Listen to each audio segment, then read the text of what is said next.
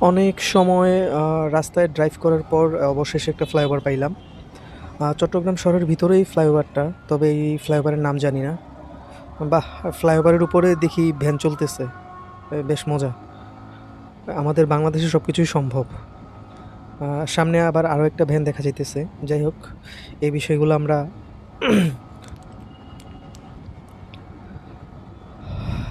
ফ্লাইওভারে drive করতে ভালো লাগতেছে কারণ হচ্ছে চারপাশে বিল্ডিং, উঁচু বিল্ডিং আছে।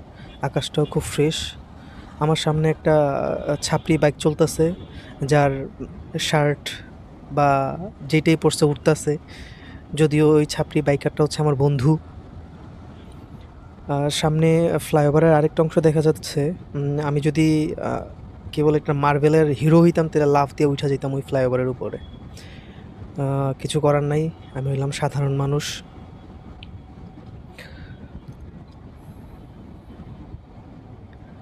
আ ফ্লাইওভারের আচ্ছা, বাম পাশে একটা লেন আছে, সোজা লাইন। কোনটা যাবো বুঝতে পারতেছি না।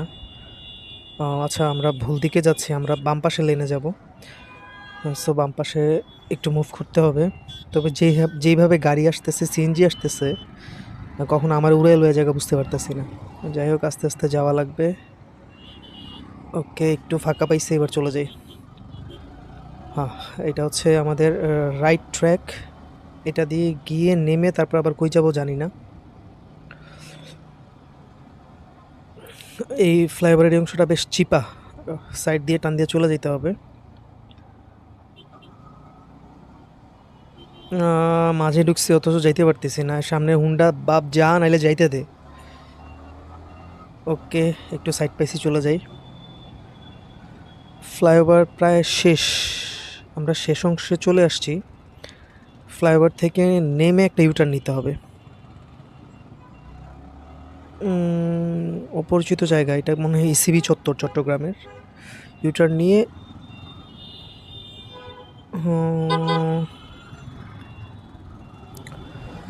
প্রাইভেট সিএনজি ভাই, একটু জায়গা দাও। বামে আরেকটা রাস্তা গেছে, আমরা কি সোজা যাব? একটু দাঁড়াইতে হবে মেবি। একটু দাঁড়াই। হ্যাঁ, আমি উল্টা পথে চলে আসছি এখন। ছোট্ট একটা ইউটার্ন নিয়ে রং মেরে আবার হচ্ছে আমাকে পাশের রাস্তায় ঢুকতে হবে। কেউ না মেরে দিলেই হয়। অল্প একটু জায়গা ঘুরে আসলে অনেকক্ষণ ঘুরতে হবে। রাস্তা যেহেতু